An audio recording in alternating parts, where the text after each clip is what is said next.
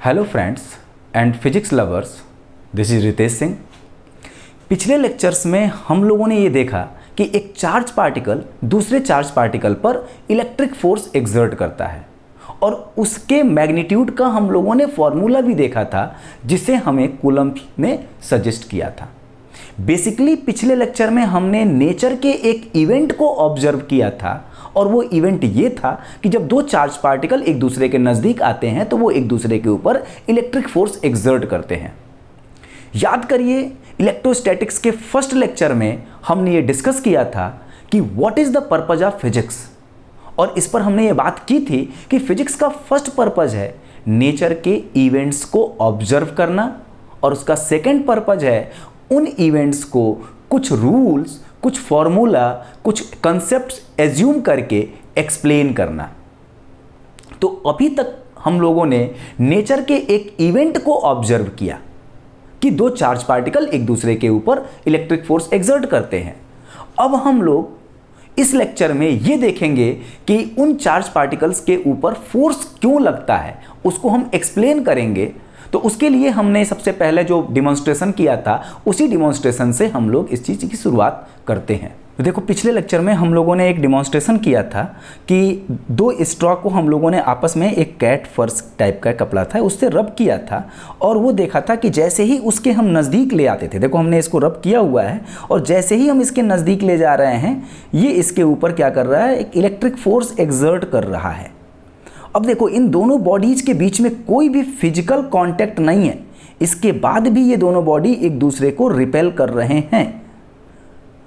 तो इस बॉडी की प्रेजेंस इस बॉडी तक कैसे पहुंच रही है, कैसे इसकी इंफॉर्मेशन वहां तक पहुंच रही है, कैसे इस बॉडी का चार्ज उस बॉडी के चार्ज को अट्रैक्ट या रिपेल कर रहा है, तो उसके लिए हम लोग ये एक्सप्लेन करते हैं, हम लोग ये कहते हैं कि एक जब भी नेचर में कोई एक्सेस चार्ज आता है कहीं पर तो वो अपने इर्द गिर्द एक इलेक्ट्रिक फील्ड क्रिएट करता है। तो इस बॉडी के ऊपर चार्ज है और इस बॉडी के ऊपर भी चार्ज है, एक्सेस चार्ज है, और जब हम इसको नज़दीक ले आ रहे हैं तो ये इसके ऊपर फोर्स लगा रहे हैं। तो फोर्स पहले नहीं लग रहा है, इस बॉडी के एक्सेस चार्ज की वजह से इसके सराउंडिंग में एक इलेक्ट्रिक फील्ड क्रिएट हुई है और उसी तरीके से उस बॉडी के सराउंडिंग में भी क्या क्रिएट हुई है, एक इलेक्ट्रिक फील्ड। और जब ये बॉडी इस बॉडी के कांटेक्ट में, देखो यहां पर हमने रखा तो इनके बीच में कोई फोर्स नहीं लग रहा है, इसका मतलब यह है कि इस बॉडी की इलेक्ट्रिक फील्ड यहां तक नहीं आ पा रही है और इस बॉडी की इलेक्ट्रिक फील्ड वहां तक नहीं जा पा रही है। लेकिन जैसे जैसे हम इसको नजदीक ले जा रहे हैं, और आप इसे देखो कि जैसे जैसे नज़दीक जा रहा है तो वो क्या कर रहा है, इसका मतलब इसकी इलेक्ट्रिक फील्ड वहाँ तक पहुँच रही है और पहुँचने के बाद क्या हो रहा है, इसके ऊपर अब फोर्स लगना शुरू हुआ, इसके ऊपर अब फोर्स लगना शुरू हुआ। तो ये ध्यान रखो कि जब भी कहीं पर भी चार्ज होगा तो उस चार्ज की एक नेचुरल प्रॉपर्टी है कि वो अपने सराउंडिंग में इलेक्ट्रिक फील्ड क्रिएट करेगा और वो इलेक्ट्रिक फील्ड किसी दूसरे चार्ज पार्टिकल को अपनी तरफ अट्रैक्ट या रिपेल करेंगे उस चार्ज के नेचर के अकॉर्डिंग। और इनफैक्ट अगर आपसे हम ये बात कहें कि ये जनरल लॉ है कि कभी भी कोई भी दो बॉडी एक दूसरे के ऊपर डायरेक्ट फोर्स अप्लाई नहीं करती हैं। पहले वो क्या करेंगी, वो अपने इर्द गिर्द एक फील्ड क्रिएट करेंगी और वो फील्ड जब उस बॉडी तक पहुंचेगा तो वो उसके ऊपर फोर्स अप्लाई करेगा। ठीक, जैसे मान लो कि हम लोग अर्थ पर, जैसे इसको हमने ये चौक है और इसको हम यहाँ पर छोड़ेंगे तो ये नीचे आएगा। क्यों नीचे आ रहा, अगर हम इसको अर्थ से काफ़ी दूर चले जाएं और वहाँ पर इसको छोड़ेंगे तो ये अर्थ पर नहीं आएगा। क्यों नहीं आएगा, क्योंकि उतनी दूर पर अर्थ की ग्रेविटेशनल फील्ड नहीं है। तो पहले कोई भी बॉडी, दो फोर्स, अगर कभी दो बॉडी के बीच में अगर फोर्स लग रहा है तो वो विदाउट फील्ड अप्लाई हो ही नहीं सकता। इसका मतलब फोर्स के पहले उन बॉडीज का क्या आना चाहिए, फील्ड। जैसे दो मास पार्टिकल के लिए ग्रेविटेशनल फील्ड है, चार्ज पार्टिकल के लिए इलेक्ट्रिक फील्ड है। तो ये चीज़ हम लोगों ने सीखी कि चार्ज पार्टिकल्स अगर मतलब कहीं पर हैं तो वो अपने इर्द गिर्द क्या क्रिएट करेंगे, इलेक्ट्रिक फील्ड, और वो इलेक्ट्रिक फील्ड किसी दूसरे चार्ज पार्टिकल पर फोर्स अप्लाई करेगा। वो फोर्स अट्रैक्शन का भी हो सकता है और वो रिपल्सन का भी हो सकता है, depending on the nature of the charge. तो अब हम लोग इलेक्ट्रिक फील्ड की कुछ प्रॉपर्टी, कुछ नेचर को यहाँ पर हमने लिखा हुआ है और इसको देखते हैं हम लोग। ठीक है, सबसे पहली चीज़ कि हमने क्या बताया कि charged particle produces something called an electric field. मतलब एक चार्ज पार्टिकल जो कुछ भी प्रोड्यूस करेगा अपने इर्द गिर्द उसको हम लोग बोलते हैं electric field. In the space around it, अपने अगल बगल जो कुछ भी प्रोड्यूस करेगा उसे हम नाम देंगे electric field. And this electric field exert a force on any charge particle placed in it. और उस एनवायरनमेंट में अगर कोई दूसरा चार्ज पार्टिकल अगर प्रेजेंट है तो वो उसके ऊपर फोर्स लगाएगा। और एक्सेप्ट सोर्स चार्ज, इसका मतलब एक चार्ज पार्टिकल की इलेक्ट्रिक फील्ड वो अपने ऊपर कोई इलेक्ट्रिक फोर्स अप्लाई नहीं करेगा। ठीक है। दूसरी चीज कि the electric field has its own existence. Electric field का अपना खुद का एग्जिस्टेंस है, वो किसी दूसरे के ऊपर डिपेंड नहीं है। And is present even if there is no additional charge to experience the force. मतलब अगर वो कहीं प्रेजेंट है तो वो है वहां पर। ऐसा नहीं है कि अगर चार्ज हम वहां पर नजदीक ले आएंगे और उसके ऊपर फोर्स ऑफ अट्रैक्शन या रिपल्सन लगेगा तो हम बोलेंगे कि इलेक्ट्रिक फील्ड अब आ गई। एक चार्ज की इलेक्ट्रिक फील्ड रहेगी। अब अगर कोई दूसरा चार्ज पार्टिकल उसके नजदीक आ जाएगा, उसमें आ जाएगा तो फोर्स लगेगा, नहीं आएगा तो फोर्स नहीं लगेगा। ठीक। Electric field takes finite time to propagate. ऐसा नहीं है कि चार्ज की पोजीशन को अगर हमने चेंज कर दिया तो इलेक्ट्रिक फील्ड उस पोजीशन पर उतना ही मिलेगा या तुरंत हमें चेंज मिलेगा, उसमें कुछ टाइम लगेगा। जैसे मान लो कि आपके पास ये पॉजिटिव चार्ज है और इसकी इलेक्ट्रिक फील्ड ऐसे कुछ है। ठीक। अब इसको हमने यहां से इस पॉइंट पर इलेक्ट्रिक फील्ड, इस पॉइंट P पर इसकी इलेक्ट्रिक फील्ड है EP। ठीक। अब इस चार्ज को हमने यहां से पीछे यहां कर दिया, कितना R डिस्टेंस पीछे लेके चले गए। इसका मतलब इसकी पोजीशन हमने चेंज कर दी। तो अब यहां पर इलेक्ट्रिक फील्ड में चेंज कब पता चलेगा, कितने टाइम के बाद? तो T इक्वल टू कितना पोजीशन चेंज हुआ, R, और इसकी स्पीड क्या होती है प्रोपगेशन की, C। लाइट की स्पीड से इलेक्ट्रिक फील्ड की, मतलब लाइट की स्पीड से ही इलेक्ट्रिक फील्ड भी प्रोपगेट होता है, या फिर मैग्नेटिक फील्ड। मतलब ये electric field basically electromagnetic field का एक पोर्शन है, तो वो हमारे पास C की स्पीड से ही प्रोपगेट होते हैं। तो ये यहां से यहां अगर ले जाएंगे तो इस पॉइंट पर जो चेंज आएगा वो change T equal to R/C time के बाद हमें फील होगा कि कितना चेंज हुआ, क्या हुआ। ठीक। अब हम बात करते हैं intensity of electric field at a point. तो किसी भी पॉइंट पर इलेक्ट्रिक फील्ड की इंटेंसिटी कितनी है इसको पता करने के लिए हम लोग करते क्या है, इलेक्ट्रिक फील्ड में एक छोटा सा पॉजिटिव टेस्ट चार्ज ले आते हैं। अब पॉजिटिव टेस्ट चार्ज क्या होता है, एक ऐसा चार्ज जिसका मैग्नीट्यूड बहुत ही छोटा हो और उसकी इलेक्ट्रिक फील्ड इतनी हो कि वो किसी दूसरे चार्ज के इलेक्ट्रिक फील्ड को पर कोई इफेक्ट न डाले, तो उसे हम बोलते हैं पॉजिटिव टेस्ट चार्ज। अब इसका मतलब बहुत छोटा सा चार्ज हम ले आते हैं और उसको इलेक्ट्रिक फील्ड में रखते हैं और देखते हैं कि उसके ऊपर दूसरे वाले चार्ज ने कितना फोर्स एक्सर्ट किया। तो वो फोर्स और उस चार्ज का जो रेशियो है उसको हम बोलते हैं उस पॉइंट पर इंटेंसिटी ऑफ इलेक्ट्रिक फील्ड, या फिर जनरली हम बोलते हैं उसकी इलेक्ट्रिक फील्ड। तो अगर मान लो कि एक चार्ज है, उसके R पॉइंट, उससे R डिस्टेंस पर हमें इलेक्ट्रिक फील्ड पता करना है, तो हम अगर लिखें ER, और ये एक वेक्टर क्वांटिटी होती है, आगे हमने इसको बताया भी है। तो उसके लिए क्या हमारे पास होना चाहिए, लिमिट Q टेंडिंग टू 0, और इस पर अगर फोर्स लग रहा है F R पॉइंट पर, और ये चार्ज Q। ठीक है। तो अगर मान लो एक बड़ा सा चार्ज पार्टिकल यहाँ पर जैसे ये है, एक छोटा चार्ज यहाँ पर हमने रखा, और इस चार्ज पार्टिकल पर अगर फोर्स इधर हमें पता चल गया कि कितना फोर्स है, तो force divide by that charge कर दो, और ये चार्ज कितना बहुत छोटा होना चाहिए। इस चार्ज की भी अपनी इलेक्ट्रिक फील्ड होगी, लेकिन इतनी हो कि ये इस चार्ज के इलेक्ट्रिक फील्ड को अफेक्ट न करे, तो ये हमारे पास आ जाता है।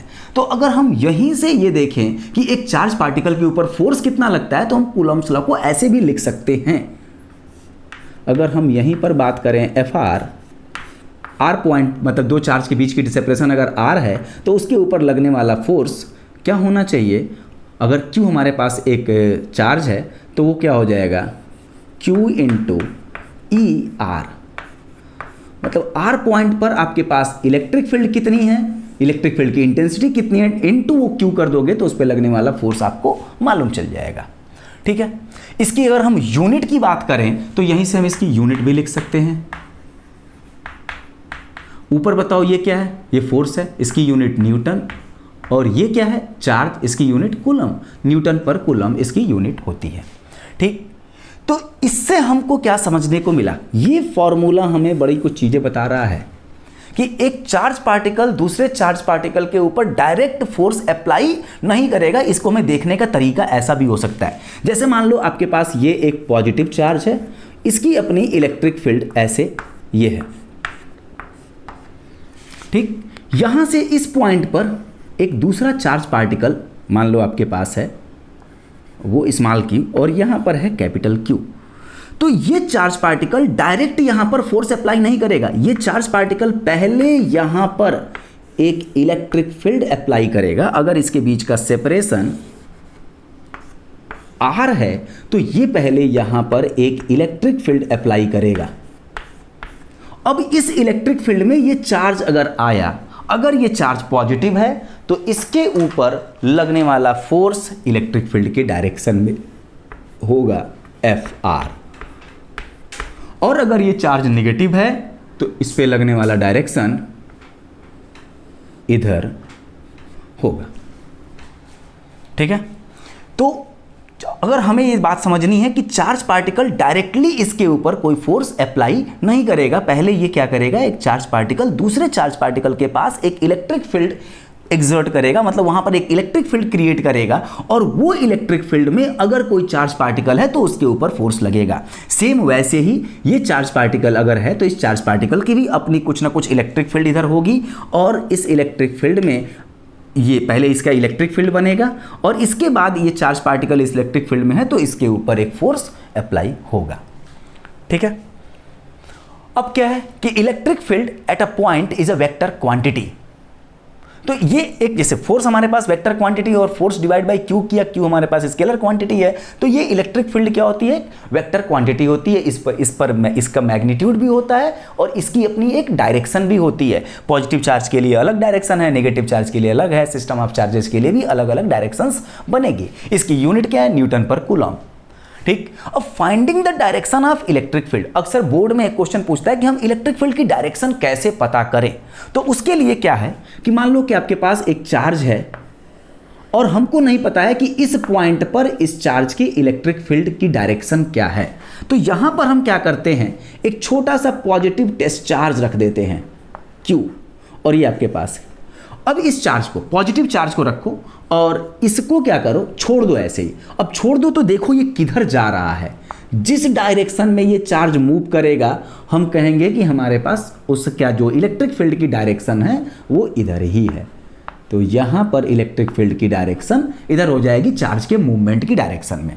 ठीक, अगर हमने इस पार्टिकल को यहां पर छोड़ा तो ये पार्टिकल जिधर मूव करेगा, चार्ज पार्टिकल, एक छोटा सा चार्ज पार्टिकल जिधर मूव करेगा उधर ही इसकी डायरेक्शन होगी। तो ये चार्ज पार्टिकल इधर मूव करता है और इसकी डायरेक्शन इधर होगी। अगर हम बात करें नेगेटिव चार्ज की, तो अगर ये नेगेटिव चार्ज है और यहाँ पर हमने क्या किया, इसकी डायरेक्शन पता करनी है कि इसकी इलेक्ट्रिक फील्ड की डायरेक्शन यहाँ पे क्या होगी, तो यहाँ पर भी आप एक छोटा सा पॉजिटिव टेस्ट चार्ज रखो और इसको यहीं छोड़ दो। अब ये पॉजिटिव चार्ज जैसे छोड़ोगे तो ये पॉजिटिव चार्ज इस डायरेक्शन में आएगा। इसका मतलब इस पॉइंट पर इलेक्ट्रिक फील्ड की डायरेक्शन क्या है, इस डायरेक्शन में अंदर की तरफ है। ठीक है, मतलब पॉजिटिव चार्ज से इलेक्ट्रिक फील्ड क्या हो रही है, ओरिजिनेट हो रही है, बाहर निकल रही है, और निगेटिव चार्ज पर इलेक्ट्रिक फील्ड आ रही है। ठीक, अब बात करते हैं कि जैसे मान लो कि आपके पास सिस्टम ऑफ चार्जेस हैं, 3-4 चार्जेज हैं और किसी एक पॉइंट पर आपको इलेक्ट्रिक फील्ड पता करनी है, तो आप क्या करो, हर एक चार्ज की वजह से वहां पर अलग उस पॉइंट पर इलेक्ट्रिक फील्ड पता करो। जैसे एक चार्ज Q1 है, उसके वजह से इलेक्ट्रिक फील्ड पता कर लिया E1, दूसरा चार्ज है Q2, उसके वजह से इलेक्ट्रिक फील्ड E2, तीसरा चार्ज है Q3, उसकी वजह से इलेक्ट्रिक फील्ड E3, और इस पर उस पॉइंट पर अगर नेट इलेक्ट्रिक फील्ड पता करनी है तो प्रिंसिपल ऑफ सुपरपोजिशन हम यूज कर लेंगे और यूज करके उस पॉइंट पर नेट इलेक्ट्रिक फील्ड हम पता कर लेंगे, मतलब इसका वेक्टर सम कर लेंगे। अब हम लोग बात करेंगे इलेक्ट्रिक फील्ड लाइंस, या जिसे सबसे पहले फैराडे ने इस बात को बताया था, इसको एक पिक्चर दिया था कि इसे नाम भी दिया था लाइंस ऑफ इलेक्ट्रिक फोर्स। उसे बोला था लाइंस ऑफ इलेक्ट्रिक फोर्स, जिसको अब हम लोग लाइंस ऑफ इलेक्ट्रिक फोर्स ना बोल के जनरली ई फील्ड लाइंस या इलेक्ट्रिक फील्ड लाइंस के नाम से ही जानते हैं। ठीक, तो इलेक्ट्रिक फील्ड लाइन है क्या, ये एक ग्राफिकल रिप्रेजेंटेशन है सबसे पहले इलेक्ट्रिक फील्ड का। तो अब देखो हमने क्या बात लिखी, electric field lines carry the information about direction of electric field at different points in the space. मतलब स्पेस के डिफरेंट पॉइंट पर डायरेक्शन ऑफ इलेक्ट्रिक फील्ड क्या होगी उसके बारे में ये एक इंफॉर्मेशन रखता है, मतलब ये ग्राफिकल रिप्रेजेंटेशन है। तो अब दूसरी बात मैंने लिखी, E field or any field, कोई भी फील्ड हो, ग्रेविटेशनल फील्ड हो, न्यूक्लियर फील्ड हो, कोई भी फील्ड हो, तो E field or any field is invisible, ये दिखाई नहीं देता है। ये इलेक्ट्रिक फील्ड, अभी आप जब एक्सपेरिमेंट में देख रहे थे डिमॉन्स्ट्रेशन में, तो उस स्ट्रॉ के बगल में दूसरा स्ट्रॉ था, लेकिन उन दोनों स्ट्रॉ के बीच में कुछ दिखाई नहीं दे रहा था कि क्या है, बस फोर्स लग रहा था, फोर्स हम फील कर पा रहे थे, ठीक है, तो वो इनविजिबल होते हैं। To generate the picture of E field, electric field के पिक्चर को जनरेट करने के लिए we graphically draw the E field lines. It is suggested by Faraday in 19th century. अब इसकी कुछ प्रॉपर्टीज हैं। पहली प्रॉपर्टी ये है कि E field lines extend away from positive charge, मतलब वेयर दे ओरिजिनेट, जहां से ये उत्पन्न होती, जहां से पैदा हो रही हैं, वहां से क्या हो रही है, ये एक्सटेंड करती हैं, मतलब बाहर निकलती हैं, and towards the negative charge where they terminate, और जहां पर ये टर्मिनेट होते हैं, इसका मतलब पॉजिटिव चार्ज से निकलती हैं और निगेटिव चार्ज तक जाती हैं। और अगर मान लो कि हमारे नेचर में नज़दीक में दो पॉजिटिव और ये निगेटिव और पॉजिटिव चार्ज नहीं है, तो अगर बोला गया केवल पॉजिटिव चार्ज है, जैसे देखो यहाँ पे केवल पॉजिटिव चार्ज, तो यहाँ से क्या हो रही है, इलेक्ट्रिक फील्ड लाइंस ओरिजिनेट हो रही है और निगेटिव चार्ज पर क्या हो रही है, टर्मिनेट हो रही है। मान लो कि आपके पास अगर इलेक्ट्रिक फील्ड ये एक चार्ज है और इसके बगल में कोई दूसरा निगेटिव चार्ज नहीं है, तो हम ये मानेंगे कि ये इलेक्ट्रिक फील्ड लाइंस कहाँ पर टर्मिनेट हो रही है, जाके इनफाइनाइट पर। और अगर इस निगेटिव चार्ज के बगल में कोई दूसरा पॉजिटिव चार्ज नहीं है, तो हम ये बोलेंगे कि ये इलेक्ट्रिक फील्ड लाइंस जो इसके ऊपर टर्मिनेट हो रही हैं, वो ओरिजिनेट कहां से हुई होंगी, वो इनफाइनाइट से ओरिजिनेट हुई होंगी, ठीक है। तो हमेशा ध्यान रखिएगा कि electric field lines by charge की वजह से जो इलेक्ट्रिक फील्ड बन रहा है, वो इलेक्ट्रिक फील्ड पॉजिटिव चार्ज से ओरिजिनेट होगा और निगेटिव चार्ज पर टर्मिनेट होगा, मतलब पॉजिटिव से निगेटिव के बीच में ही इलेक्ट्रिक फील्ड लाइंस होंगी, ठीक है।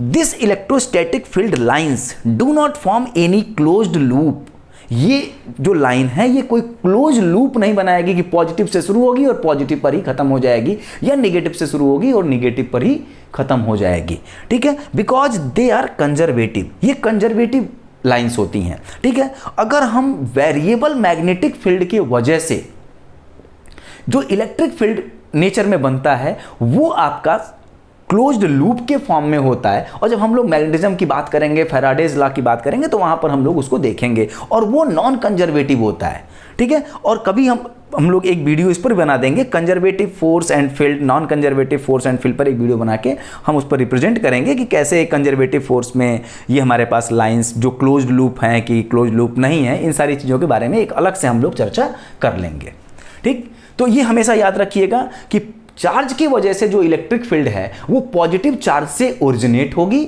और नेगेटिव चार्ज पर टर्मिनेट होगी।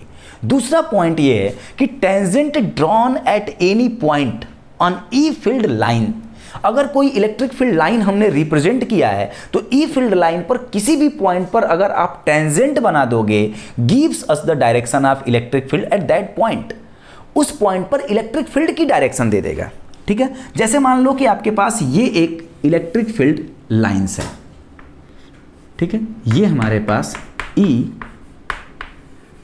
फील्ड लाइन है। हमें इस पॉइंट पर टेंजेंट अगर ड्रॉ कर दें, तो ये टेंजेंट इस पर ये होगा, तो इस पॉइंट पर इलेक्ट्रिक फील्ड की डायरेक्शन ये है, तो ये बताएगा कि ये क्या है, इलेक्ट्रिक फील्ड। इस पॉइंट पर इलेक्ट्रिक फील्ड की डायरेक्शन ये है, ठीक है।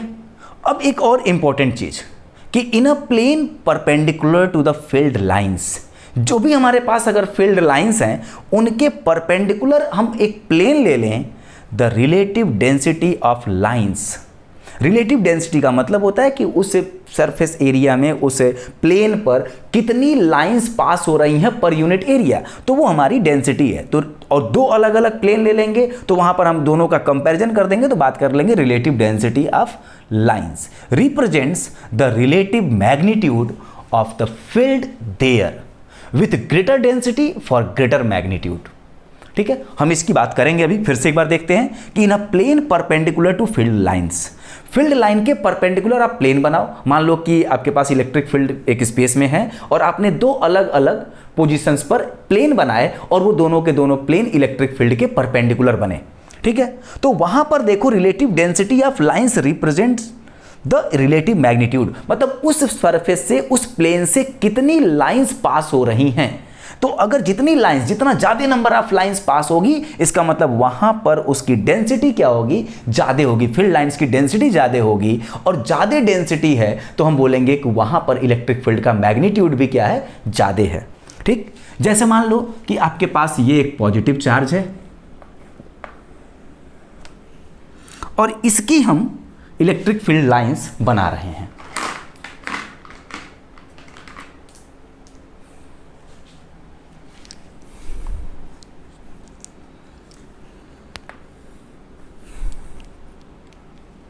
इसकी हम इलेक्ट्रिक फील्ड लाइंस ऐसे बना रहे हैं।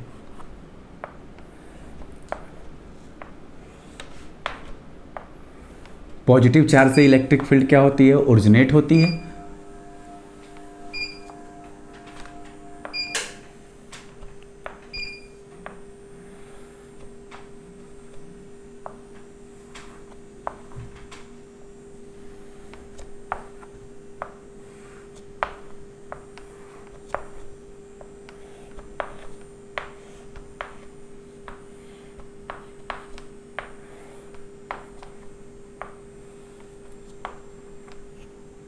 ठीक है,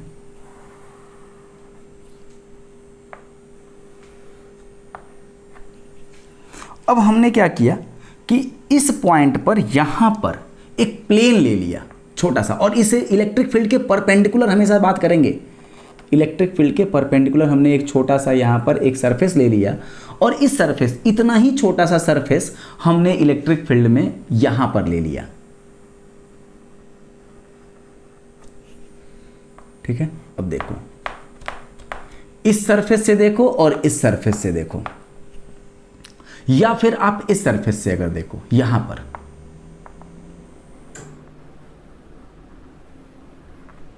ठीक है, तो अब देखो कि इस सरफेस, सेम सरफेस, तीनों सरफेस सेम है। ये एस, ये भी है, ये भी एस है, और हम बात करें तो ये भी एस है।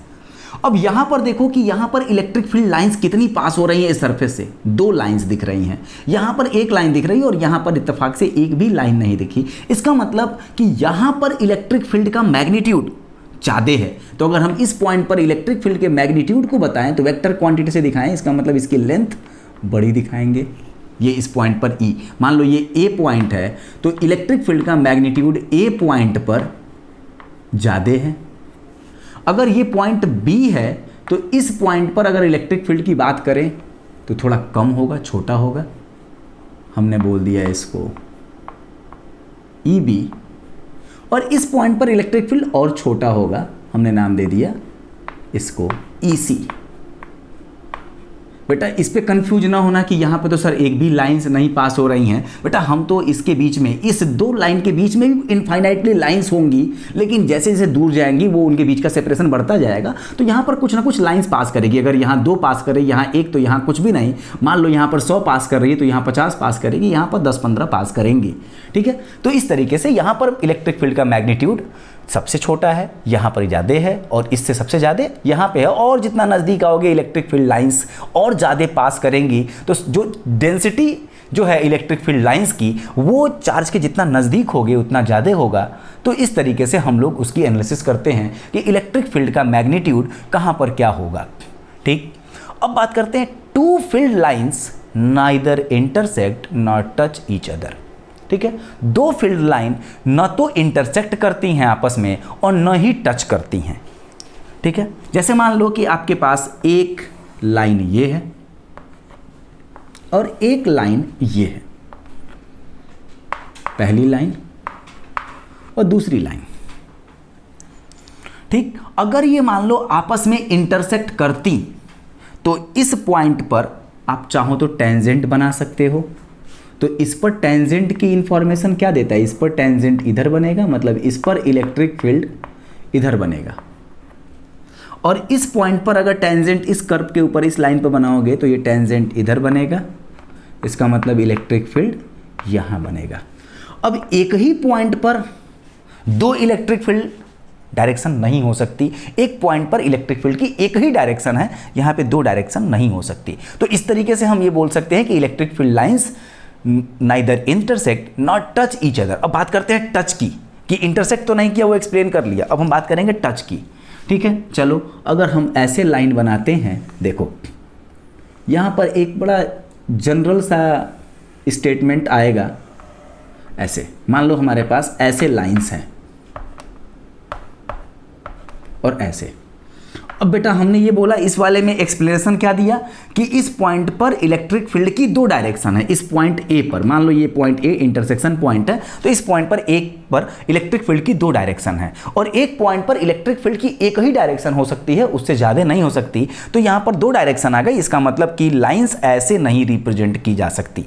अब यहाँ पर देखो, तो अगर इस वाले पहली वाली लाइन आपके पास मान लो ये है और दूसरी ये है, तो पहले वाले पर अगर तुम टेंजेंट बनाओगे तो भी यही बनेगा, और दूसरे वाले पे बनाओगे तो भी यही बनेगा। ठीक, तो अब अगर दोनों पर लाइन तो यही बन रही है, दोनों पर इलेक्ट्रिक फील्ड की डायरेक्शन तो सेम है, तो क्या ऐसा हो सकता है क्या? इसको हमें एक्सप्लेन करने के लिए क्या समझना चाहिए। अब आप देखो, अगर आप इस पूरे पोर्शन को कवर कर लो, ऐसे कवर कर लो, तो आप बताओ कि ये क्या दिख रही है? दो इलेक्ट्रिक फील्ड की लाइंस है जो आपस में ये क्या हो रही है, कन्वर्ज हो रही है एक पॉइंट पर।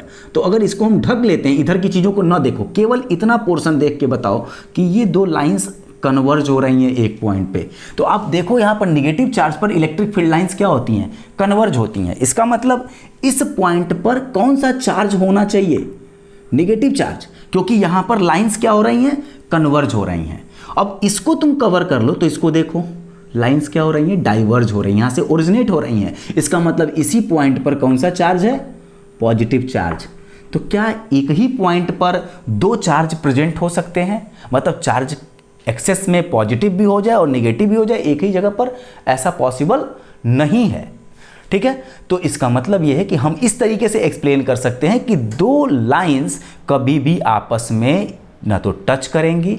अब इंटरसेक्ट करने वाली भी चीज़ को हम यहाँ से बता सकते हैं, कैसे? इसको फिर से देख लो इस पर, कि अगर तुमने इसको ढक लिया तो इस पॉइंट पर क्या होगा, कौन सा चार्ज माना जाएगा, निगेटिव, और तुमने अगर इसको ढक लिया तो लाइंस इधर जा रही हैं, तो इस पॉइंट पर क्या माना जाएगा, पॉजिटिव, जिसके वजह से अब एक ही पॉइंट पर दो चार्ज पॉसिबल नहीं है। इसलिए हम कहेंगे कि two field lines neither intersect nor touch each other. ठीक, तीसरी चीज, लास्ट चीज जो है, electric field lines are always perpendicular to equipotential surface. तो ये बात हमने यहाँ पर लिख दी, लेकिन जब हम लोग एक बार पोटेंशियल पढ़ लेंगे और उसके बाद फिर इक्विपोटेंशियल सरफेस हम लोग जब पढ़ेंगे, तब उसके बाद हम लोग इस पर एक बार चर्चा करेंगे। चूँकि अभी इस पार्ट में था तो मैंने इस बात को यहाँ बता दिया कि इक्विपोटेंशियल सरफेस के हमेशा इलेक्ट्रिक फील्ड क्या होंगी, परपेंडिकुलर होंगी। अब हम लोग कुछ चार्ज डिस्ट्रीब्यूशंस का, कुछ चार्ज के सिस्टम का इलेक्ट्रिक फील्ड लाइंस को देखेंगे, ग्राफिकली उसका रिप्रेजेंटेशन देखेंगे। ठीक है, तो कुछ दो चार सिस्टम हम यहाँ बना रहे हैं और उनके ग्राफिकल रिप्रेजेंटेशन को हम यहाँ पे देखते हैं।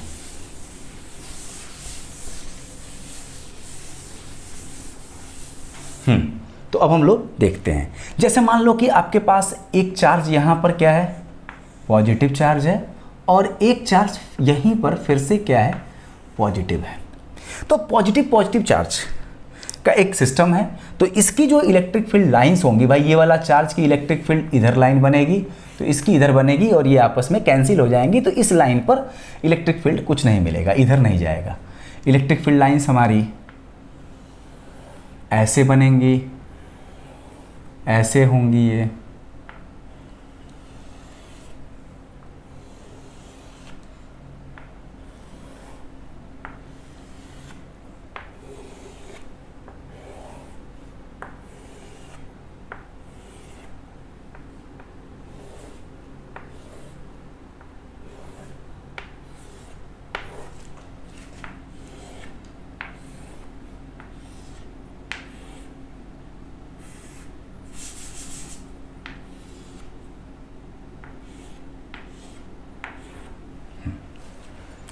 इसकी डायरेक्शन पॉजिटिव चार्ज है, तो इसकी वजह से इसकी डायरेक्शन सब बाहर की तरफ होगी।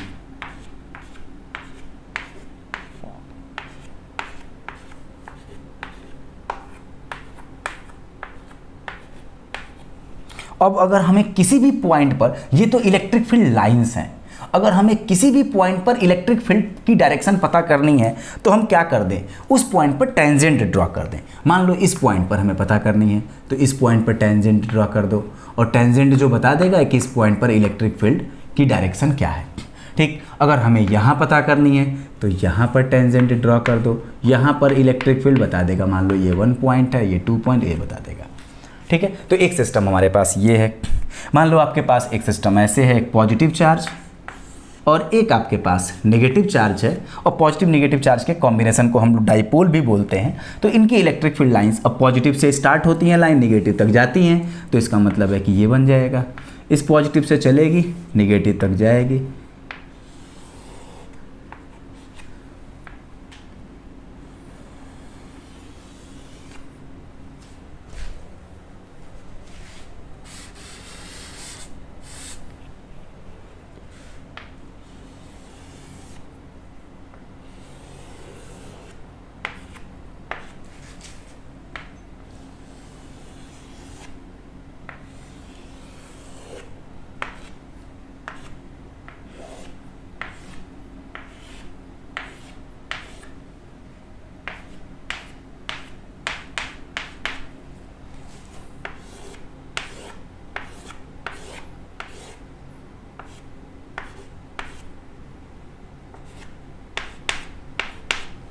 ठीक है। तो इस तरीके से हमारे पास पॉजिटिव नेगेटिव चार्ज की वजह से इलेक्ट्रिक फील्ड लाइंस ऐसे बनेंगी। अगर मान लो आपके पास एक कोई चार्ज की सीट है और इस पर चार्ज पॉजिटिव चार्ज ऐसे यहां पर डिस्ट्रीब्यूट है, तो इसकी वजह से जो लाइंस बनेंगी इलेक्ट्रिक फील्ड की वो ऐसे बनेंगी।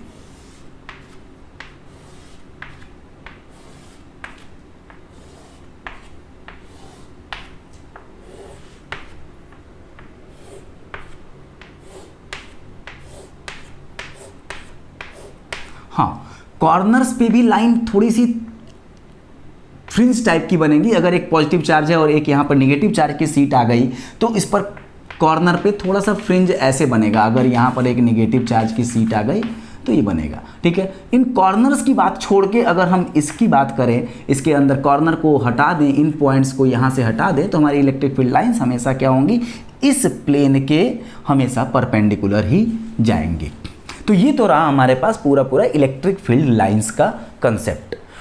अब हम लोग electric field due to a point charge के बारे में बात करेंगे। मतलब एक पॉइंट चार्ज है, उसके वजह से r डिस्टेंस पर इलेक्ट्रिक फील्ड इंटेंसिटी कितनी है उसके बारे में हम लोग एक फॉर्मूला डेवलप करेंगे। तो बात करनी है electric field due to a point charge.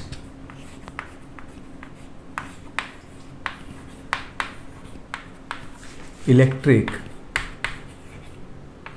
Field due to a point charge. याद करो कि इलेक्ट्रिक फील्ड इंटेंसिटी या इलेक्ट्रिक फील्ड का हम लोगों ने फॉर्मूला क्या पढ़ा था, E = F/Q। मतलब सबसे पहले आप वहां पर, जैसे मान लो कि आपके पास ये एक चार्ज है, पॉइंट चार्ज है ये, और ये आपके पास पॉइंट चार्ज Q है। यहां से आपके पास, और ये मान लो A पॉइंट है ये, यहां से आपको इस पॉइंट पर P पॉइंट है, इस पॉइंट पर आपको इलेक्ट्रिक फील्ड पता करना है। इस चार्ज की वजह से यहां पर इलेक्ट्रिक फील्ड इंटेंसिटी कितनी है ये पता करना है। तो सबसे पहले यहां पर हमने आपसे बात की थी कि क्या था ये, E = ER = limit Q tending to 0 FR / Q। मतलब आप उस पॉइंट पर एक छोटा सा पॉजिटिव टेस्ट चार्ज ले आओ और उस चार्ज पर इस चार्ज ने कितना फोर्स लगाया, किस डायरेक्शन में लगाया ये देख लो, और जो वैल्यू आई वो / Q कर दो। अब कहोगे कि सर डायरेक्टली हम क्यों नहीं इलेक्ट्रिक फील्ड ही निकाले, फोर्स क्यों निकाले? क्योंकि हम इलेक्ट्रिक फील्ड को मेजर नहीं कर सकते, हम फोर्स को मेजर कर सकते, इसलिए पहले हम फोर्स निकालेंगे और फिर उसके बाद जो वैल्यू आएगी उसमें डिवाइड हम किससे कर देंगे, क्यू से, जिस चार्ज पर फोर्स हमने निकाला था उस डिवाइड कर देंगे, तो हमें उस पॉइंट पर सोर्स चार्ज की वजह से इलेक्ट्रिक फील्ड पता चल जाएगी। क्योंकि फोर्स एक मेजरेबल क्वांटिटी है, इलेक्ट्रिक फील्ड एक मेजरेबल क्वांटिटी नहीं है। कहीं पर भी अगर आपको इलेक्ट्रिक फील्ड मेजर करना होता है तो पहले आपको वहां पर फोर्स पता करना होता है और डिवाइड बाई क्यू करते हैं तो वो हम लोग इलेक्ट्रिक फील्ड बताते हैं। ठीक, तो यहां पर हमने एक पॉजिटिव टेस्ट चार्ज क्यू रखा। अब इस क्यू चार्ज पर कैपिटल क्यू चार्ज ने, और इसके बीच का सेपरेशन भी हम मान लेते हैं कि इसके बीच का सेपरेशन क्या है, आर है। ठीक, अब इस क्यू चार्ज पर कैपिटल क्यू चार्ज ने स्मॉल क्यू चार्ज के ऊपर, एक पॉजिटिव टेस्ट चार्ज पर क्या किया, एक फोर्स एक्सर्ट किया, और वो फोर्स आपका है एफ। ठीक है, और इसको हम बोल सकते हैं एफ पी पॉइंट पर है तो हम इसको बोल सकते हैं एफ पी। पी पॉइंट पर ये एक फोर्स एक्सर्ट किया है इस डायरेक्शन में। तो सबसे पहले तो हमें अकॉर्डिंग टू कूलम्स लॉ इस एफ पी को लिख लेना चाहिए। एफ पी क्या होगा, पी पॉइंट पर ये फोर्स 1/4 पाई एप्सिलॉन, अगर इसके एनवायरनमेंट में फ्री स्पेस है तो वो क्या होगा, capital Q small Q upon इसके बीच का सेपरेशन क्या है, आर, तो आर स्क्वायर। और इसके साथ साथ अगर हम देख लें कि ये आर, इसको हम वेक्टर के फॉर्म में अगर लिख लें तो ये तो इसका मैग्नीट्यूड हो गया, और ये हमने लिख लिया आर कैप, और आर कैप आपका वेक्टर क्या है, ए से पी की तरफ एक पोजीशन वेक्टर है। आर कैप क्या है आपके पास, ए से पी की तरफ की डायरेक्शन है। तो एफ पी, पी पॉइंट पर कैपिटल क्यू चार्ज ने स्मॉल क्यू चार्ज के ऊपर फोर्स कितना लगाया वो हमने निकाल लिया।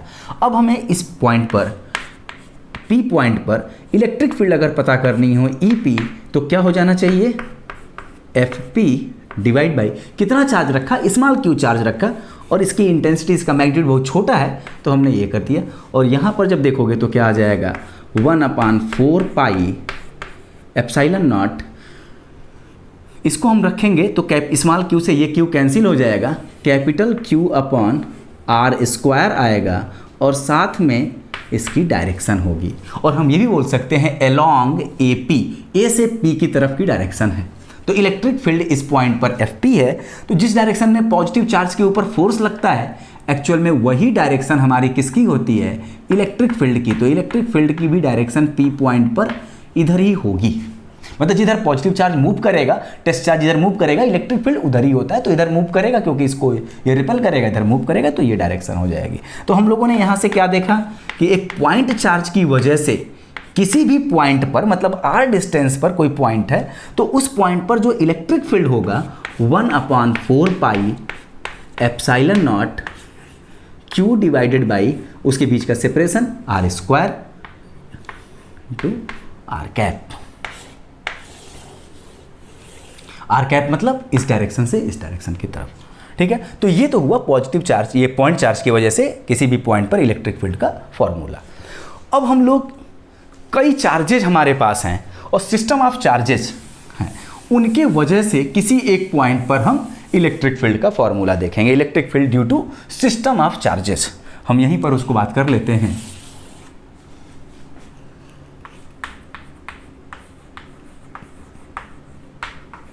इलेक्ट्रिक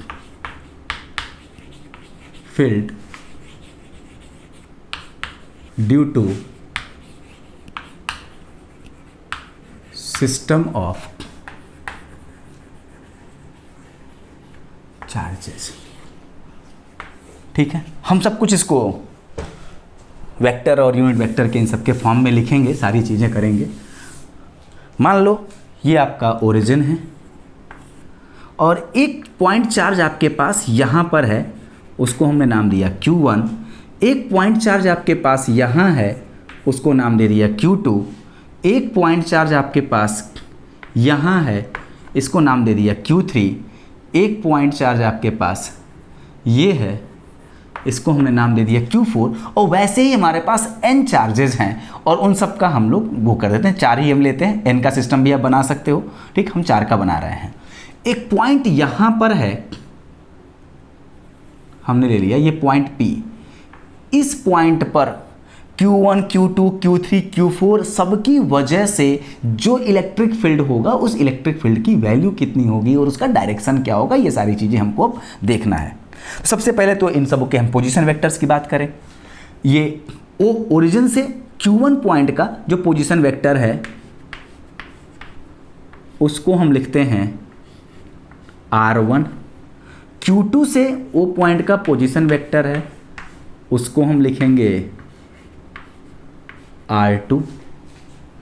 Q3 से मतलब O से Q3 का जो पोजीशन वेक्टर है उसे हम लिखेंगे R3 और ओरिजिन से Q4 चार्ज का जो पोजीशन वेक्टर है उसे हम लिखेंगे R4 और इस P पॉइंट का ओरिजिन से पोजीशन वेक्टर उसको हम लिखेंगे RP। अब याद करिए, इस पॉइंट से इस पॉइंट के बीच का पोजीशन वेक्टर मतलब 1 पॉइंट से P पॉइंट के बीच का पोजीशन वेक्टर, मैंने बहुत पहले ही बताया था कि दो वेक्टर्स हैं। अगर मान लो एक वेक्टर R1 है और एक वेक्टर RP है, तो हमने मान लो कि R1 वेक्टर यहाँ बनाया और RP वेक्टर यहाँ बनाया, तो इन दोनों के अगर हम पैरेललोग्राम रूल से ऐड करें तो ये वाला जो डायगोनल है ये RP प्लस R1 को इंडिकेट करेगा। लेकिन अगर ये डायगोनल की बात करेंगे तो ये डायगोनल आपको R1 माइनस RP बताता है और अगर डायरेक्शन हमने इधर कर दी तो ये वाला RP माइनस R1 बताएगा। ठीक, तो सेम ऐसे देखो कि ये हमारे पास एक वेक्टर और एक वेक्टर ये है, ये दो वेक्टर इस पॉइंट पर आके लगे हुए हैं, तो इसको अगर हम आपस में मिला दें और डायरेक्शन इस डायरेक्शन में दे देंगे तो ये हमें क्या बताएगा, RP माइनस R1 बताएगा। ठीक, तो अब ये Q चार्ज इस P पॉइंट पर इलेक्ट्रिक फील्ड किधर बनाएगा उसको भी हम लोग थोड़ा सा हम इसको यहीं बना देते हैं अभी। तो ये इलेक्ट्रिक फील्ड इधर बनाएगा, उसको हमने बोला E1 और इस E1 का पोजीशन वेक्टर के लिए अगर हम बात करें तो ये हमारे पास होगा, इसको हम लिखेंगे RP1। RP1 का मतलब है RP माइनस R1। RP क्योंकि डायरेक्शन इधर है इस वेक्टर की और ये इधर, तो हमने एरो इस डायरेक्शन में बनाया है, इसका मतलब इस वेक्टर माइनस दिस वेक्टर, तो ये हो जाएगा RP1। तो इलेक्ट्रिक फील्ड की डायरेक्शन E1 ये हो गई। दूसरे चार्ज की वजह से इस पॉइंट पर इलेक्ट्रिक फील्ड इधर होगा और इसको हम लिखेंगे RP2। तीसरे चार्ज की वजह से इलेक्ट्रिक फील्ड ये होगा और इस वाले वेक्टर को हम लिखेंगे RP3। चौथे चार्ज की वजह से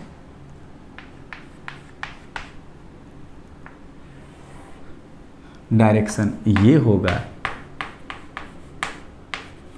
और इसे हम लिखेंगे RP4। ठीक है, तो इस पॉइंट पर कितने वेक्टर्स आ गए, E1, E2, इधर ये E2 था, E3, E4। तो नेट E हम सुपरपोजिशन प्रिंसिपल यूज कर लेंगे। अगर जब ये चार्ज Q1 अकेले यहां पर जब रहा होगा तो उसने इलेक्ट्रिक फील्ड E1 बनाई, Q2 जब अकेले रहा होगा तो इलेक्ट्रिक फील्ड E2 बनाई, Q3 जब अकेले रहा होगा, बाकी कोई चार्ज नहीं रहे होंगे तो इलेक्ट्रिक फील्ड इसने E3 बनाया, और Q4 जब रहा होगा तो ये अपना इलेक्ट्रिक फील्ड E4 बनाया होगा। तो सुपरपोजिशन प्रिंसिपल यही कहता है कि according to the principle of superposition, net response due to all causes will be equal to the algebraic sum of individual response due to individual cause. तो अगर आपके पास ये चारों के चारों सोर्स, अगर चारों के चारों चार्ज यहाँ पर प्रेजेंट हैं तो ये सारे के सारे एक साथ प्रेजेंट हैं, तो इन सबका जो नेट रिस्पॉन्स होगा, नेट रिजल्टेंट होगा, वो रिजल्टेंट इंडिविजुअल चार्जेस के वजह से जो फील्ड आएगी उनके अलजेब्रिक सम के बराबर आएगा। ठीक है, तो हमने Q1 का electric field, Q2, Q3, Q4 सबका निकाल दिया। तो इस E पॉइंट पर EP आपका जो होगा वो क्या होगा, E1 plus E2 plus E3 plus E4। तो सबसे पहले हम थोड़ा E1 लिखते हैं। E1 क्या है, E1 1/4 एप्सिलॉन नॉट, चार्ज क्या है Q1 अपॉन RP1, इसके बीच का सेपरेशन क्या है RP1, तो RP1 का स्क्वायर किया इनटू RP1 पोजीशन वेक्टर, ठीक है, हमने E1 लिख लिया। सेम वैसे ही अगर हमें E2 लिखना होगा तो हम क्या करेंगे, 1/4 एप्सिलॉन नॉट, Q2 चार्ज की वजह से है, तो Q2 divided by mod of RP2,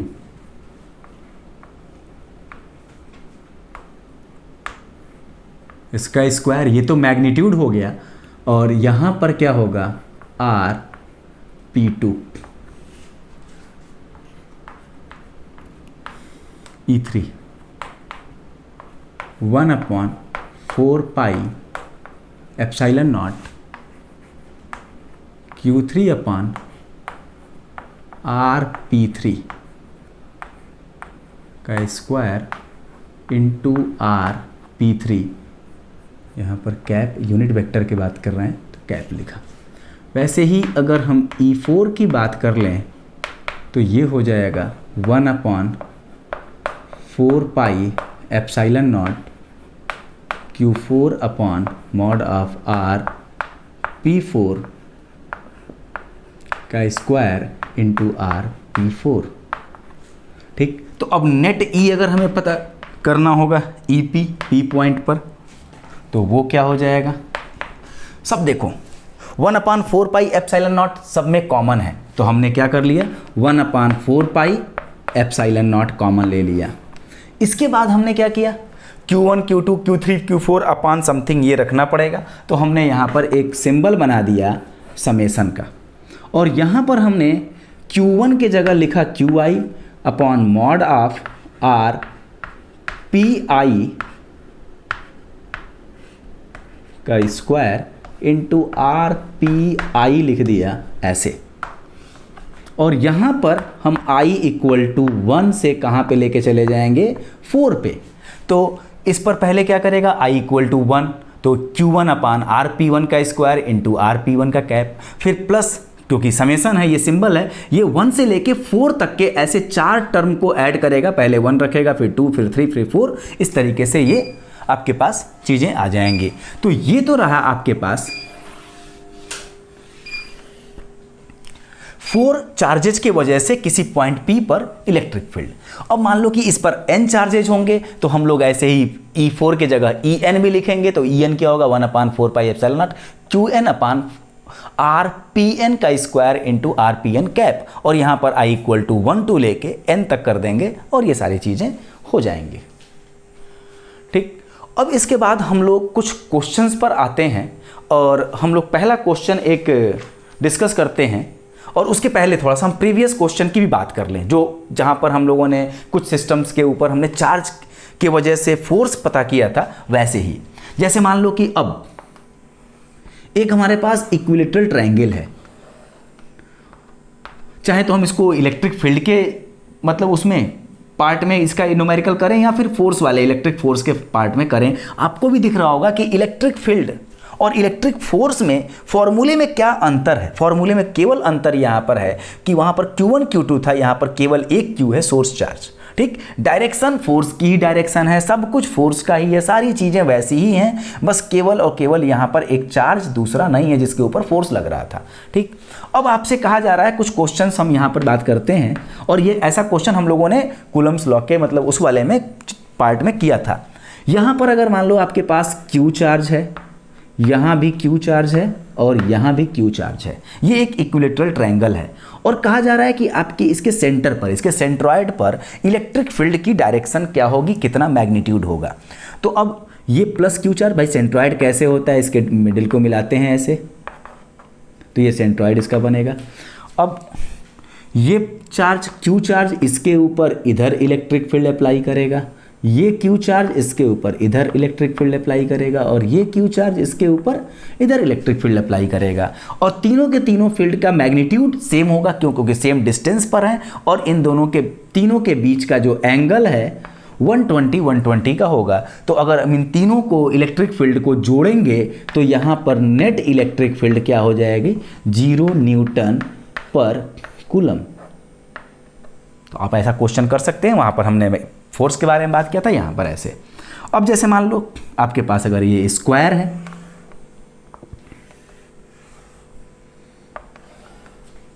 square के ये 4 कॉर्नर्स हैं, यहां पर Q, यहां पर Q, यहां Q और यहां Q। अब कहा जा रहा है कि इसके सेंटर पर, मतलब इसके डायगोनल को मिलाने वाली जो पॉइंट्स है, इस पर इलेक्ट्रिक फील्ड। तो अब बताओ, इस पॉजिटिव चार्ज के वजह से इस पर इलेक्ट्रिक फील्ड इधर, तो इस नेगेटिव चार्ज के वजह से इधर, इस वाले पॉजिटिव चार्ज के वजह से ये इधर, और इस वाले पॉजिटिव चार्ज की वजह से इधर। ठीक है, देखो इस पॉजिटिव चार्ज की वजह से इधर, इस पॉजिटिव चार्ज की वजह से इधर इलेक्ट्रिक फील्ड, इस वाले की वजह से इधर, और इस चार्ज की वजह से इधर। तो इस पॉइंट पर, ओ पॉइंट पर इलेक्ट्रिक फील्ड हमारे पास, ये हमारे पास मान लो E1 हो गया, ये अगर E2 हो गया, ये हमने E3 बोल दिया, और ये E4। चारों के मैग्नीट्यूड तो सेम है, क्यों? क्योंकि सबके सब सेम डिस्टेंस पर है, यहाँ से इस पॉइंट से सारे चार्ज सेम हैं, तो मैग्नीट्यूड तो सेम है। और वन इनके बीच का एंगल क्या है, 90 डिग्री। तो इस केस में यहाँ पर भी हमारे पास ई नेट क्या हो जाएगा, 0 न्यूटन पर कूलम। अब अगर हम इसी के सिस्टम को और बढ़ाएं, 4 साइड्स की एक हमारे पास एक सिस्टम है, इसको हम 5 साइड पेंटागन टाइप का कर दें, फिर हेक्सागन कर दें, हेप्टागन कर दें, इस तरीके से करके हम लोग क्या बना सकते हैं, इससे बन जाएगा एक सर्किल। इसको और हम साइड्स बढ़ाते जाएंगे तो ये क्या बन जाएगा, सर्किल। और इसके इस सर्किल पर अगर आपके पास चार्ज ऐसे डिस्ट्रीब्यूटेड हैं,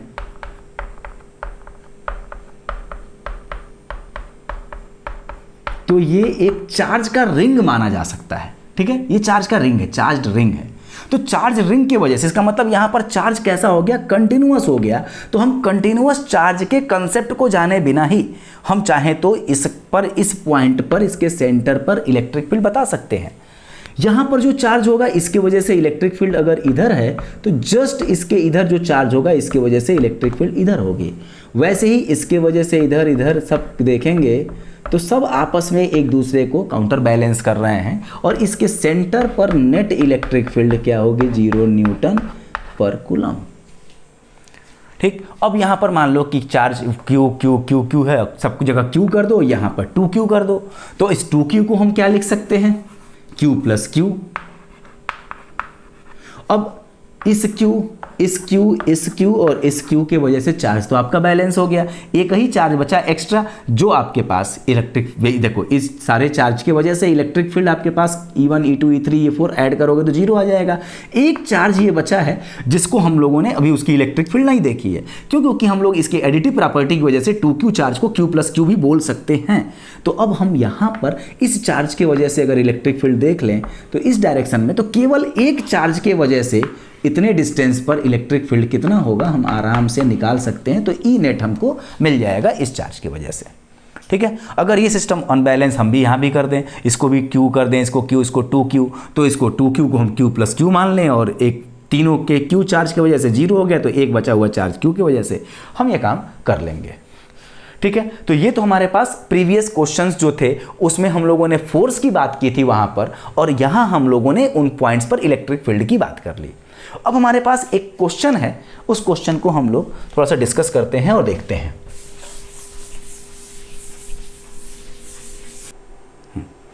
तो ये क्वेश्चन है कॉन्सेप्ट्स ऑफ फिजिक्स का, और ये एग्जाम्पल है, और उसमें लिया गया है क्या कि 2 point charges 10 microcoulomb and -10 microcoulombs are placed at point A and B separated by a distance of 10 centimetre. मतलब 2 चार्ज हैं आपके पास, एक 10 माइक्रोकूलम का है और दूसरा -10 माइक्रोकूलम का है, और उनके बीच का सेपरेशन है 10 centimetre. Find the electric field at point P on the perpendicular bisector of AB at a distance 12 centimetre from the middle point। ठीक है, तो इस क्वेश्चन को ऐसे बताया गया है, ये आपके पास ये पॉइंट है, एक चार्ज पॉइंट चार्ज है, और ये A पर है, और दूसरा एक पॉइंट चार्ज है ये आपका B पर है, और इसका मैग्नीट्यूड है 10 माइक्रोकूलम और इसका है -10 माइक्रोकूलम। इसके बीच का जो सेपरेशन है 10 सेंटीमीटर।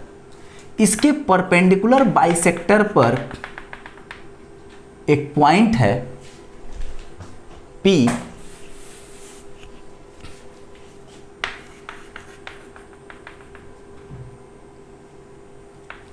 ये मान लो पॉइंट है P, और इस पॉइंट पर इन दोनों चार्ज की वजह से इलेक्ट्रिक फील्ड क्या होगी उसके बारे में हमको बात करनी है। ठीक, अब देखो ये पॉजिटिव चार्ज जो है इस पर इलेक्ट्रिक फील्ड किस डायरेक्शन में एक्सर्ट करेगा,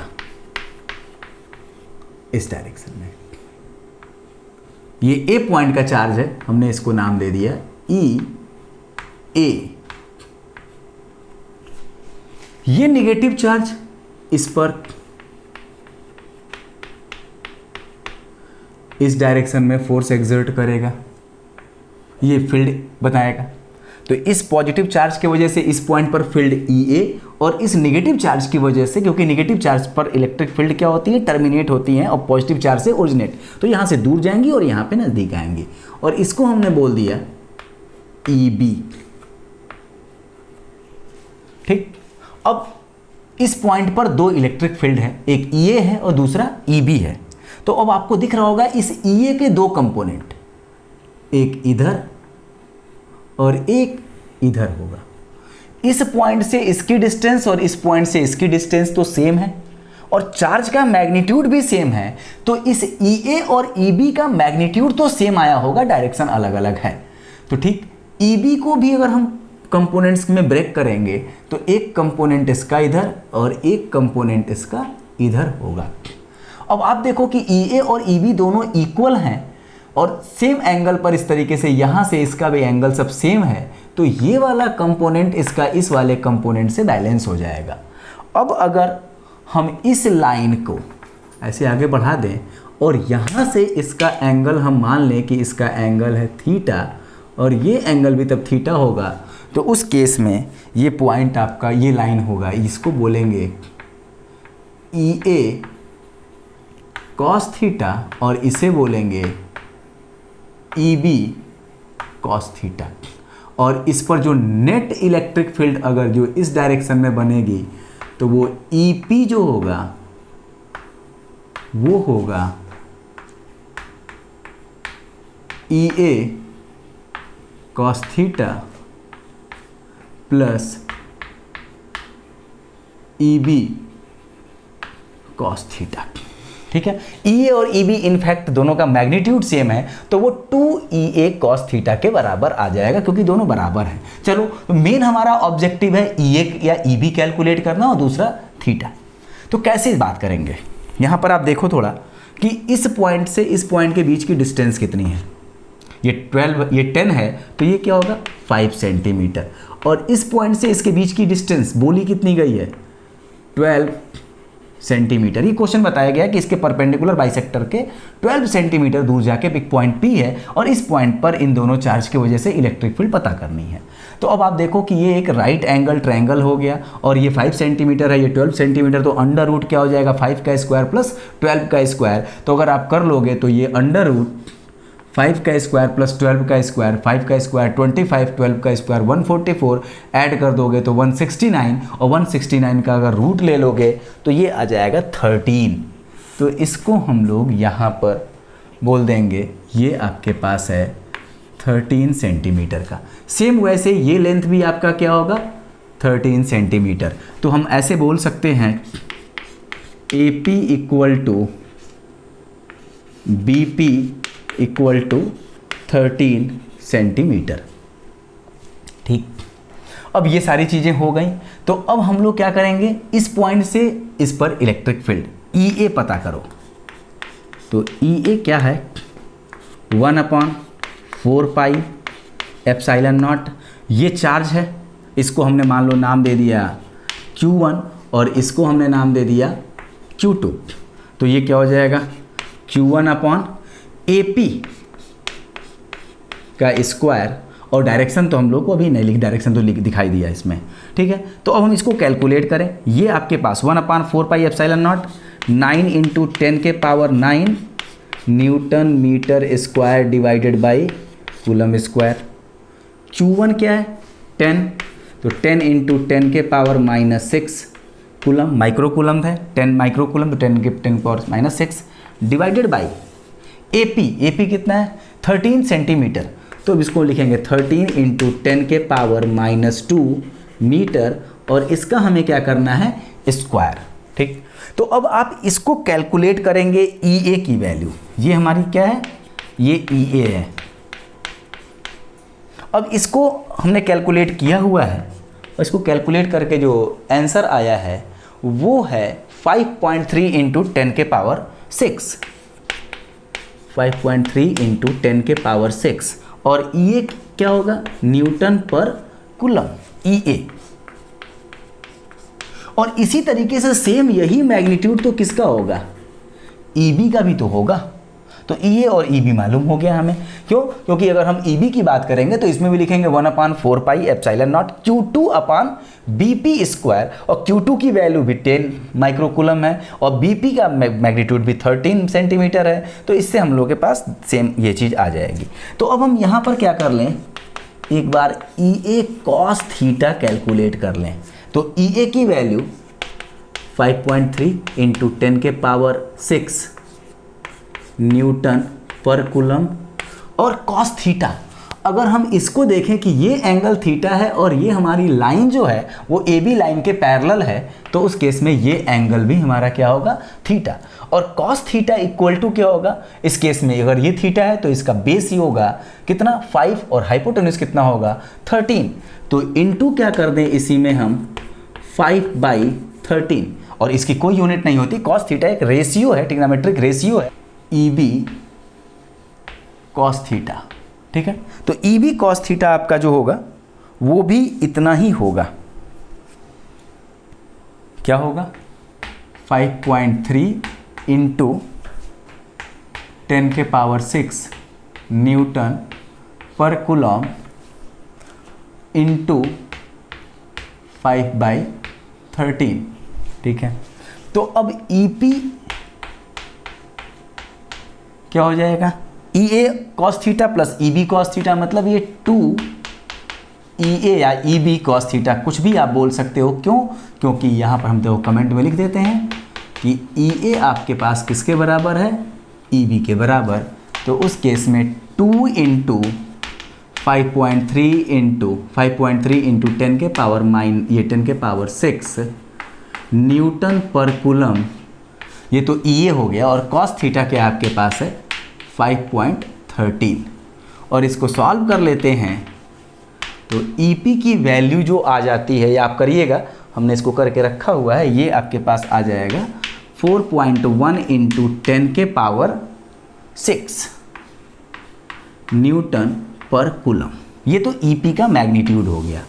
अगर हम इसको डायरेक्शन के साथ लिखें तो EP इक्वल टू 4.1 इंटू 10 के पावर 6 आई कैप, इसलिए क्योंकि ये x एक्सिस के डायरेक्शन में है, पॉजिटिव x एक्सिस डायरेक्शन में, आई कैप ये लिख लिया इसको न्यूटन पर कूलम, तो ये हमारे पास electric field at point P answer हो जाएगा।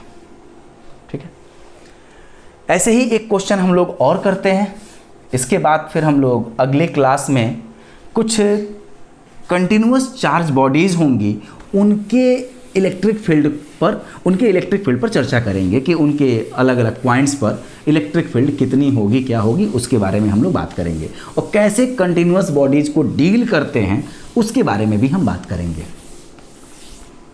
तो ये क्वेश्चन कुछ इस तरीके से है, और क्वेश्चन क्या लिखा है, consider 3 point charges placed on the x, y and z axis as shown in the figure.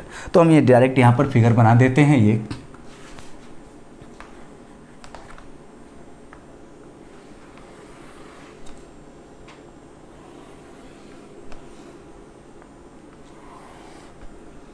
ये हमने x मान लिया, ये हमारा y और ये एक्सिस z है, और यहाँ से a डिस्टेंस पर एक चार्ज रखा हुआ है, इस चार्ज का हमने नाम दिया है q, और ये है a, 0, 0 पर रखा हुआ है, मतलब इसके केवल x एक्सिस पर। उसी तरीके से यहाँ पर ए पॉइंट पर ही, ओरिजिन से ए डिस्टेंस पर ही एक चार्ज और रखा हुआ है, उसका मैग्नीट्यूड बोला गया 2q। ये है 2q का, और इसका कोऑर्डिनेट होगा 0,a,0। वैसे ही यहाँ से a डिस्टेंस पर एक चार्ज और रखा है, इसका मैग्नीट्यूड है -3q, और ये है 0,0,a। अब बोला जा रहा है कि यहाँ पर एक पॉइंट है P पॉइंट, और इस P पॉइंट का कोऑर्डिनेट है a,a,a। इस पॉइंट पर इन चार्ज की वजह से इलेक्ट्रिक फील्ड कितनी आई है, उसके बारे में हम लोगों को बातचीत करनी है।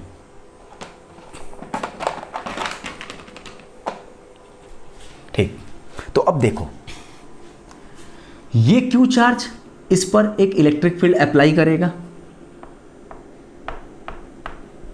उसकी डायरेक्शन ये होगी, P पर x एक्सिस के चार्ज के वजह से, तो इसको हम लिख सकते हैं EPX। ये चार्ज इस पर एक इलेक्ट्रिक फील्ड एक्सर्ट करेगा,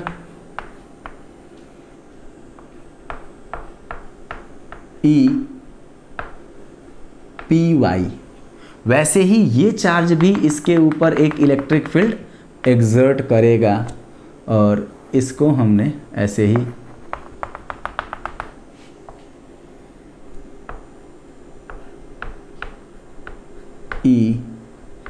EPZ।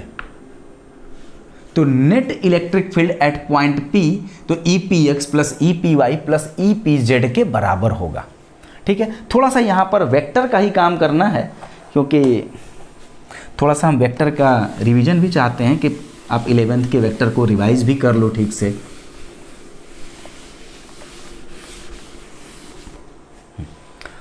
अगर इस पॉइंट को हमने मान लो कि A बोल दिया, इसे हमने B बोल दिया, इसे C और इसे ओरिजिन, तो OA वेक्टर क्या होगा? OA, ये एक OA वेक्टर ही तो होगा, O से A तक की एक पास लेंथ है, तो ये OA वेक्टर होगा। ये OA वेक्टर क्या होगा? क्या हम OA वेक्टर को ये बोल सकते हैं AI, OB वेक्टर को हम AJ और OC वेक्टर को हम AK, क्योंकि ये y एक्सिस पर है, ये x एक्सिस पर, और ये z एक्सिस पर है ये। ठीक, अब इस पॉइंट को हम OP को क्या बोलेंगे? AI plus BJ plus CK। और अगर हम इसको यहाँ से ऐसे मिला दें तो ये आपके पास कौन सा वेक्टर बोला जाएगा? OP vector. ठीक है, ये हमारे पास OA है, ये OB है, और ये OC है।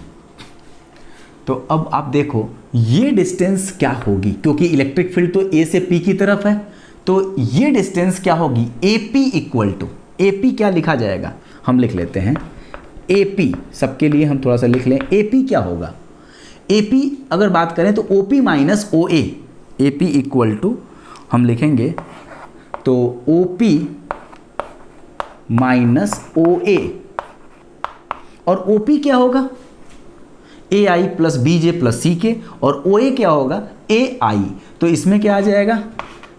BJ plus CK। वैसे ही AP के बाद हम बात करें BP, क्योंकि दूसरा इलेक्ट्रिक फील्ड B से P की तरफ है, तो हम BP की बात करें तो हम सीधे लिखेंगे BP, क्योंकि y एक्सिस वाला कैंसिल हो जाएगा, और ये हो जाएगा AI plus AI AB AJ plus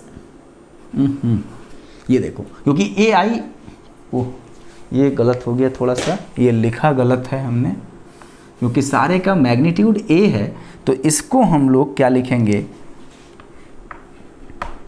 AI plus AJ plus AK। क्योंकि एक्स वाई जेड तीनों में ए ही मैग्नीट्यूड है। तो यहाँ पर क्या होगा, OP माइनस OA, तो OP माइनस OA करोगे तो AI से AI कैंसिल, क्या बचेगा AJ plus AK, AJ plus AK। और यहाँ पर क्या होगा AI प्लस A, क्योंकि J वाला कैंसिल हो जाएगा, AI प्लस AK और CP, ये पॉइंट आपका C है और ये P है, तो CP वेक्टर जो होगा उसको हम लिखेंगे क्या, क्योंकि C वाला के ये Z वाला कैंसिल होगा, तो AI प्लस AJ, ये हमने AP, BP और CP वेक्टर्स को लिख लिया। ठीक है, तो ये पोजीशन वेक्टर मालूम हो गया, इसका पोजीशन वेक्टर मालूम हो गया, इसका पोजीशन वेक्टर मालूम हो गया। अब हमें अगर EPX लिखना है, EPX, तो क्या लिखेंगे 1/4 पाई एप्सिलॉन नॉट, चार्ज कितना है Q डिवाइड बाई इनके बीच का सेपरेशन AP, और AP की वैल्यू क्या है AJ प्लस AK, ये तो इसका सेपरेशन हो गया, और इसका मैं मॉड ले लिया और इसका स्क्वायर कर दिया, तो इस डिस्टेंस का स्क्वायर हो गया।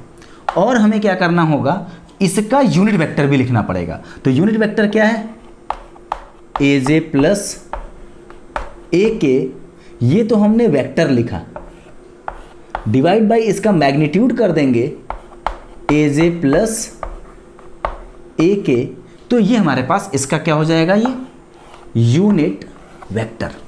तो EPX हम लोगों ने ऐसे लिख लिया वेक्टर के फॉर्म में।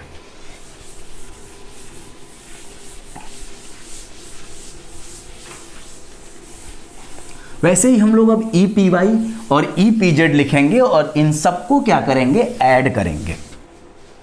तो अब हम EPX हो गया, यहां हम लिखते हैं EPY। EPY आपका हो जाएगा 1/4 pi epsilon not, charge B point पर 2Q है, अपॉन B से उसकी डिस्टेंस BP जो है AI प्लस AK, J वाला कैंसिल होगा, उसका स्क्वायर इंटू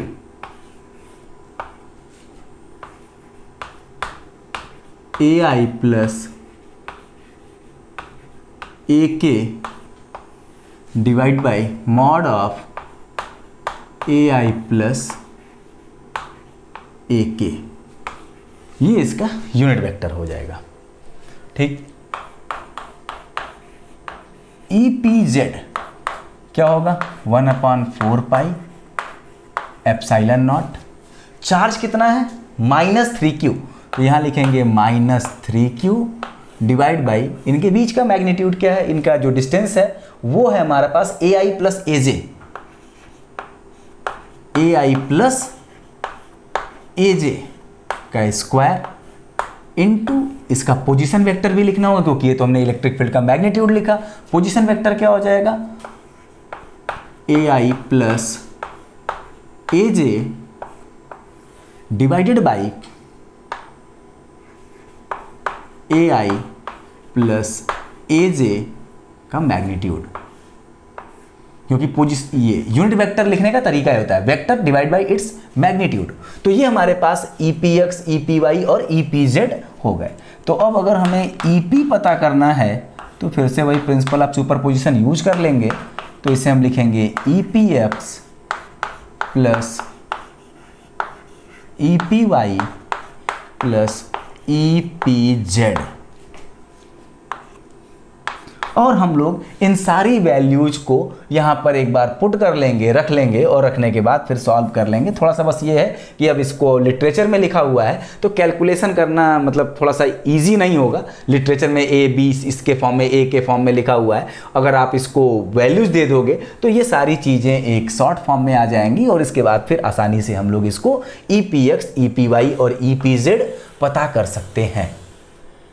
इस क्वेश्चन में जो लर्निंग है वो क्या है, इस चीज को देखो। हमेशा क्वेश्चन में लर्निंग को समझने की कोशिश करिए। EPX एक्स एक्सिस पर एक चार्ज है Q और इस Q की वजह से P पॉइंट, और वो P पॉइंट क्या है, X में A, Y में A और Z में A है। और आप देखो कि जो इलेक्ट्रिक फील्ड है P पॉइंट पर वो किस में है, इस बात को थोड़ा सा समझने की कोशिश करिए। ये यूनिट वेक्टर, ये डायरेक्शन है इस इलेक्ट्रिक फील्ड की, और इलेक्ट्रिक फील्ड की डायरेक्शन J और K में है। इसका मतलब इसका ये जो इलेक्ट्रिक फील्ड है वो X एक्सिस में नहीं है। ये इलेक्ट्रिक फील्ड कहाँ पर है, केवल और केवल Y और Z एक्सिस में है, और Y और Z एक्सिस में, इसका मतलब YZ प्लेन में है ये EPX। तो अब आप हमेशा ध्यान रखना कि अगर इस तरह का कोई सिस्टम है, ये X एक्सिस, ये Y एक्सिस, और खुद देखो तुम कि अगर मान लो कि यहाँ पर एक चार्ज है ये Q, और इससे कहा जाए, और इसकी डिस्टेंस है ये A। समझना हमारी बात को कि मैं क्या कहना चाह रहा हूँ। ये Y एक्सिस है, ये X एक्सिस, हम XY में बात करना है, और तुम उसको 3D में समझने की कोशिश करिएगा अपने आप, ठीक। A डिस्टेंस पर, यहाँ से A डिस्टेंस पर एक कोई पॉइंट है, इसकी भी डिस्टेंस A है, और इस पॉइंट पर हमको क्या करना है, इलेक्ट्रिक फील्ड पता करना है। तो इसकी जो इलेक्ट्रिक फील्ड होगी इस पॉइंट पर, वो इधर होगी, इस डायरेक्शन में होगी, ठीक है। क्या इसका इलेक्ट्रिक फील्ड का कोई कंपोनेंट X एक्सिस की डायरेक्शन में आया क्या, नहीं। अगर मान लो कि ये पॉइंट यहां पे कहीं होता, A की जगह पर हम B डिस्टेंस पर बात करते कि यहां से B डिस्टेंस पर जाओ, X में तुम B जाओ और Y में तुम A जाओ, चाहे जो कुछ भी हो, हमें कोई मतलब नहीं। X में बात करो, X में कितना गए हम, X में B गए, तो इसका मतलब इस चार्ज की वजह से इलेक्ट्रिक फील्ड इस पॉइंट पर इधर होती, और इसका एक कंपोनेंट इधर भी होता और एक कंपोनेंट इधर भी होता। मतलब एक कंपोनेंट इसका X भी मिलता और एक कंपोनेंट इसका Y का भी मिलता। तो इसमें लर्निंग ये है कि अगर कोई आपके पास चार्ज पार्टिकल है, वो X एक्सिस में एक A डिस्टेंस पर है, तो यूनिवर्स में अगर कोई दूसरा पॉइंट है जहां पर हमें इलेक्ट्रिक फील्ड उस चार्ज के वजह से पता करना है, वो भी X एक्सिस में उतनी ही डिस्टेंस पर है जितना पर वो चार्ज रखा हुआ है, तो उस चार्ज की वजह से X एक्सिस में इलेक्ट्रिक फील्ड नहीं मिलेगी, मिलेगी Y और Z एक्सिस में। अगर आपके पास इस तरह का सिस्टम दिया हुआ है तो मतलब Y और Z में ही आपके पास इलेक्ट्रिक फील्ड मिलनी है, X एक्सिस में इलेक्ट्रिक फील्ड नहीं मिलनी है, ठीक। सेम वैसे ही अगर आप इसको देखो Y एक्सिस में, तो यहां पर I और K में इलेक्ट्रिक फील्ड जा रही है, मतलब J में नहीं जा रही है। J Y एक्सिस का यूनिट वेक्टर है तो उसमें नहीं जा रही है। इसका मतलब क्योंकि ये जो P पॉइंट है वो Y डायरेक्शन में भी A डिस्टेंस चला है, और जो हमारा चार्ज रखा है वो चार्ज भी Y एक्सिस में A डिस्टेंस पर ही रखा हुआ है। सेम वैसे ही Z डायरेक्शन में देखो PZ, तो इसकी वैल्यू भी AI प्लस AJ है, तो AI AJ का मतलब है कि Z डायरेक्शन में इसका कोई कंपोनेंट नहीं है, ठीक। और इसे आप लोग अपने घर पर एक बार 2 3 4 पेन लेके और उसका X बना लीजिएगा, Y एक्सिस बना लीजिएगा, Z एक्सिस बना लीजिएगा, और एक पॉइंट ऐसा लेना जो X में भी A डिस्टेंस हो, Y में भी A डिस्टेंस हो और Z में भी हो, और X एक्सिस पर एक चार्ज एज्यूम करके उसके वजह से उस पॉइंट पर इलेक्ट्रिक फील्ड निकालने की कोशिश करना। और इलेक्ट्रिक फील्ड जब आप देखोगे तो वो इलेक्ट्रिक फील्ड केवल और केवल कंपोनेंट देगा Y में और Z में, X में नहीं देगा। और जब Y एक्सिस के किसी चार्ज की वजह से उस पॉइंट पर इलेक्ट्रिक फील्ड देखोगे तो वो कंपोनेंट X और Z में देगा, और Z एक्सिस की वजह से अगर देखोगे तो वो कंपोनेंट X और Y में आपको कंपोनेंट मिलेगा। और आपको अगर इन टॉपिक्स में फिजिक्स से रिलेटेड किसी भी टॉपिक पे अगर कोई क्वेरी है, कोई क्वेश्चन है, तो आप चाहें तो वीडियो के कमेंट में लिखिए, या फिर आप हमें सीधे सीधे मेल भी कर सकते हैं। हमारी जो ईमेल आईडी है वो मैं यहाँ लिख देता हूँ, physicssopan@gmail.com, ठीक है। तो आप सीधे आप कमेंट भी कर दीजिए उस पर, या फिर आपको कोई इस टॉपिक के अलावा भी कोई क्वेश्चन पूछना हो तो आप उस पर आप physicssopan@gmail.com पर आप मेल कर सकते हैं। Thank you.